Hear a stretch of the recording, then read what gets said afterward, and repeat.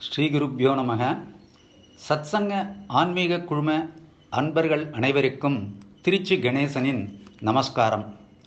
கீதை காட்டும் பாதை தொடர் சிந்தனையின் அத்தியாயம் 4, ஞான கர்ம சந்நியாச யோகம். வேதம் போற்றும் பகவான் ஸ்ரீ கிருஷ்ணர் தன் அன்பான அர்ஜுனனுக்கு மறுபிறவி இல்லாமல் செய்வதற்காக தான் அவதாரம் செய்வதால் ஏற்படும் பெருமையையும், தவிர்க்க முடியாத கர்மங்கள் தமக்குள் பரிசுத்தமான ஞானத்தை அடக்கி கொண்டிருப்பதால் பிரகாசித்தலையும், அழிவில்லாத ஆத்மாவின் நல்ல சுபாவத்தையும் தெரிந்து கொண்ட அதிகாரியின் மேன்மையை பற்றியும் பாரத போர் நடந்த அன்று உபதேசம் செய்தார். ஸ்ரீ கிருஷ்ணர் சொல்லுகிறார், சாஸ்வதமான இந்த கர்மயோகத்தை நான் சூரியனுக்கு சொன்னேன், சூரியன் மனுவுக்கு சொன்னார், மனு இஷ்வாவிற்கு சொன்னார்.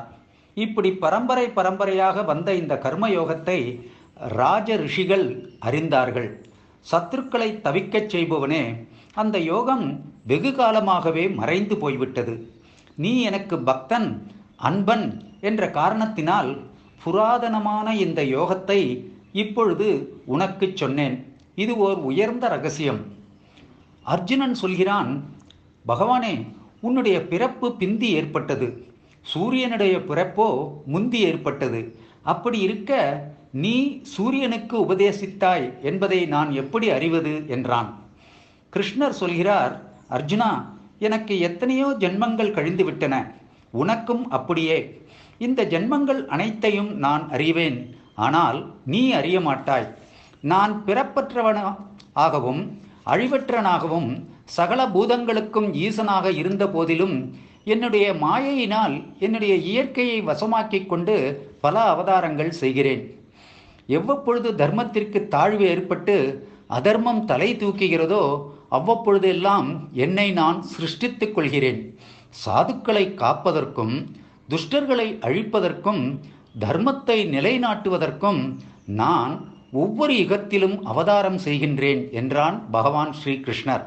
அர்ஜுனா, திவ்யமான என்னுடைய அவதார ரகசியத்தையும் என்னுடைய செயல்களையும் எவன் ஒருவன் இவ்வாறு தெரிந்து கொள்கின்றானோ அவன் உடலை விட்டு பிரிந்த பின்பும் மறுபடியும் பிறக்க மாட்டான். அவன் என்னையே அடைந்து விடுவான். விருப்பு, பயம், கோபம் இவைகள் அற்றவர்களும், என் மயமாகி விட்டவர்களும், என்னையே சரணம் பற்றியவர்களும் பலர் ஞானம் என்ற தவத்தினால் மோட்சத்தினை அடைந்திருக்கிறார்கள். அர்ஜுனா, யார் என்னை எந்த விதமான சரணமடைகிறார்களோ அவர்களுக்கு அவர்கள் விரும்பிய உருவத்தில் நான் என் தரிசனத்தை அளிக்கின்றேன். மனிதர்கள் எல்லா வகையிலும் நான் வகுத்த வழியையே பின்பற்றி நடக்கிறார்கள். குணங்கள், கர்மங்கள் என்ற இவைகளின் பாகுபாட்டை ஒட்டி பிரம்ம, க்ஷத்ரிய, வைசிய, சூத்ர வர்ணங்களை சிருஷ்டித்திருக்கிறேன். இந்த சிருஷ்டிக்கு நான் பொறுப்பாளி அல்ல என்று அறிவாயாக. என்னை கர்மங்கள் ஒட்டுவதில்லை, கர்ம பலனிலும் எனக்கு ஆசை கிடையாது என்று எவனொருவன் என்னை அறிகிறானோ அவன் கர்மங்களுக்கு கட்டுப்படுவதில்லை. மோட்சத்தை விரும்பிய முன்னோர்கள் இப்படி தெரிந்து கொண்டே கர்மத்தினை அனுஷ்டித்தார்கள். ஆகவே முன்னோர்கள் அனுஷ்டித்த புராதனமான கர்மாவை நீயும் அனுஷ்டிப்பாயாக. எது கர்ம மார்க்கம், எது கர்மத்தை அனுஷ்டிக்காத மார்க்கம் என்ற இந்த விஷயத்தில் அறிஞர்களும் மயக்கம் உற்றிருக்கிறார்கள். அத்தகைய கர்மத்தை பற்றி உனக்கு சொல்லப் போகிறேன். அதை அறிந்தபின் சம்சாரமாகிற அசுபத்திலிருந்து நீ விடுபடுவாயாக. சாஸ்திரங்களால் விதிக்கப்பட்டு அனுஷ்டிக்கப்பட்டு வேண்டிய கர்மத்தை பற்றி அறிய வேண்டும்.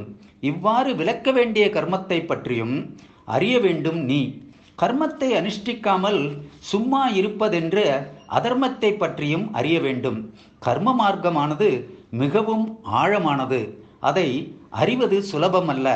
கர்மத்தில் கர்மமில்லா தன்மையையும் எவன் காண்கிறானோ, அதேபோல் கர்மமில்லா தன்மையில் கர்மத்தை எவன் காண்கிறானோ அவன் மனிதர்களில் புத்திசாலி, அவன் யோகி, அவன் சகல கர்மங்களையும் அனுஷ்டித்தவன் ஆகிறான். எவனொருவனுடைய கர்மங்களையெல்லாம் ஆசையும் சங்கல்பமும் இல்லாமல் அனுஷ்டிக்கப்படுகின்றனவோ, ஞானம் என்ற அக்னியால் சுடப்பட்ட கர்மங்களை உடைய அத்தகையவனை பண்டிதன் என்று அறிஞர்களும் போற்றுகிறார்கள். கர்ம பலனில் பற்று வைக்காமல் எப்பொழுதும் திருப்தி உள்ளவனாய் எதையும் சாராமல் ஒருவன் கர்மத்தில் இறங்கிய போதிலும் அவன் எந்த கர்மத்தையும் செய்தவன் ஆக மாட்டான். ஆசை அற்றவனாய் மனத்தை வேறு எதிலும் செலுத்தாமல் தடுத்து தனக்கென்று எதையும் வைத்து கொள்ளாமல் சரீர யாத்திரைக்கு தேவையான கர்மங்களை மட்டும் செய்து கொண்டிருப்பவன் சம்சாரத்தினை அடையமாட்டான். எவனொருவன் தானாக வந்த லாபத்தால் சந்தோஷமாய் இருப்பவனோ சுகம் துக்கம் முதலிய இரட்டைகளை பொருட்படுத்தாமல் பொறாமையை நீக்கி காரியம் நிறைவேறினாலும் நிறைவேறாவிட்டாலும் சமநிலையில் எப்பொழுதும் இருக்கிறானோ அவன் கர்மத்தை அனுஷ்டித்தாலும் சம்சாரம் என்ற பந்தத்தை அடைவதில்லை. பற்றுதலை நீக்கி எந்த பந்தத்திலும் அகப்படாமல் ஞானத்திலேயே நிலைத்த மனத்தை உடையவனாய் யஜ்ஞத்திற்காகவே கர்மத்தை அனுஷ்டிப்பவனுக்கு முன் வினை எல்லாம் முற்றிலும் அற்றுப்போகும். யஜ்ஞத்தில் அர்ப்பணம் செய்தல் என்ற செயலும் பிரம்மமே. அர்ப்பிக்கப்படும் ஹவிசும் அதாவது சாதமும் பிரம்மமே. பிரம்மமாகிய அக்னியில் பிரம்மமாகிய எஜமானனால் செய்யப்படும் ஹோமமும் பிரம்மமே. சர்வம் பிரம்மமயம் என்று நினைப்பவன் சேர வேண்டிய இடமும் பிரம்மமாகும். சில கர்மயோகிகள் தேவதா ஆராதனம் என்று யஜ்ஞத்தை செய்கிறார்கள். வேறு சிலர் பிரம்மமாகிய அக்னியில் யஜ்ஞத்தால் யஜ்ஞத்தையே ஹோமம் செய்கிறார்கள். வேறு சிலர் ஞானத்தால் வளர்த்தப்பட்டதான மனத்தை அடக்குதல் என்ற அக்னியில் சகல இந்திரியங்களை உடைய தொழில்களையும் பிராணவாயின் தொழில்களையும் ஹோமம் செய்கிறார்கள். திரவியத்தை அளிப்பதையே யஜ்ஞமாக கொண்டவர்கள், தவத்தையே யஜ்ஞமாக கொண்டவர்கள், யோகத்தினையே யஜ்ஞமாக கொண்டவர்கள், வேத அத்தியனத்தையே யஜ்ஞமாக கொண்டவர்கள், வேதார்த்தத்தையே அறிவதையே யஜ்ஞமாக கொண்டவர்கள் என்று வகையில் முயற்சியுடையோரும் உறுதியான சங்கல்பம் கொண்டவர்களும் சிலர் இருக்கிறார்கள்.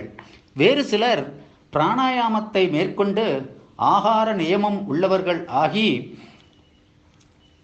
பிராணத்தை ஹோமம் செய்கிறார்கள். சிலர் பிராணத்தில் அபானத்தை ஹோமம் செய்கிறார்கள்.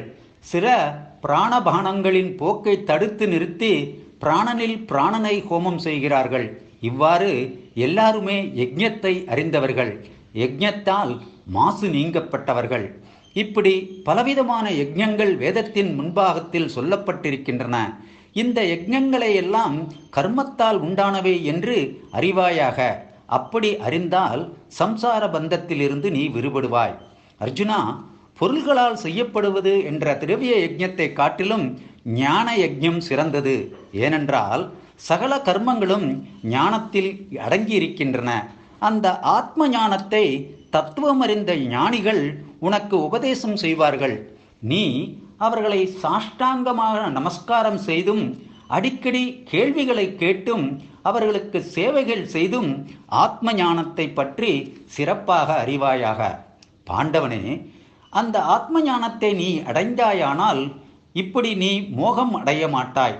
அப்பொழுது சகல பூதங்களையும் உன்னிடத்திலேயே காண்பாய், என்னிடத்திலும் காண்பாய். சகல பாபங்களிலும் பெரும் பாபம் செய்தவனாக இருந்தாலும் ஞானம் என்ற ஓடத்தினால் பாப சமுத்திரத்தை நீ கடந்து விடுவாய். அர்ஜுனா, நன்றாக வளர்ந்த நெருப்பானது எப்படி விறகுகளை எரித்து சாம்பலாக்கி விடுமோ அப்படியே ஞானம் என்ற அக்னியானது எல்லா கர்மங்களையும் சாம்பலாக்கி பொசுக்கிவிடும்.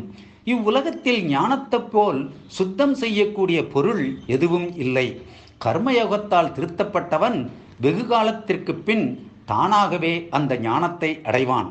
ஞானத்தை சம்பாதிப்பதிலேயே நோக்கம் கொண்டு புலன்களை அடக்கி ஸ்ரத்தையுடன் முயற்சி செய்பவன் ஞானத்தை வெகு விரைவில் அடைவான். ஞானத்தை அடைந்த பின் வெகு சீக்கிரத்திலேயே உயர்ந்த சாந்தி நிலையான மோட்சத்தையும் அடைகின்றான். அறிவில்லாதவனும் ஸ்ரத்தை இல்லாதவனும் சந்தேகமுள்ளவனும் அழிந்து விடுவான். சந்தேக பிராணிக்கு இந்த உலகமோ வேறு உலகமோ சுகமே கிடையாது. தனஞ்சயா, தத்துவ ஞான யோகத்தால் கர்மங்களை விட்டு ஒழித்தவனும் ஆத்ம ஞானத்தால் சந்தேகத்தை துண்டித்தவனும் சுயநிலைவில் உள்ளவனும் ஆகிய மனிதர்களை கர்மங்கள் கட்டுப்படுத்த முடியாது. எனவே அஞ்ஞானத்தால் உதித்து உன் மனதில் குடிபுகுந்த இந்த உன் சந்தேகத்தை ஆத்ம ஞானம் என்ற கத்தியினால் துண்டித்துவிட்டு கர்மயோகத்தை அனுஷ்டிப்பாயாக. எழுந்திரு அர்ஜுனா, எழுந்திரு என்று பகவான் ஸ்ரீ கிருஷ்ணர் 4வது அத்தியாயத்தில் அர்ஜுனனுக்கு உபதேசித்தார். நாளை இதே 4வது அத்தியாயத்தை மீண்டும் சிந்திப்போம். நன்றி, வணக்கம்.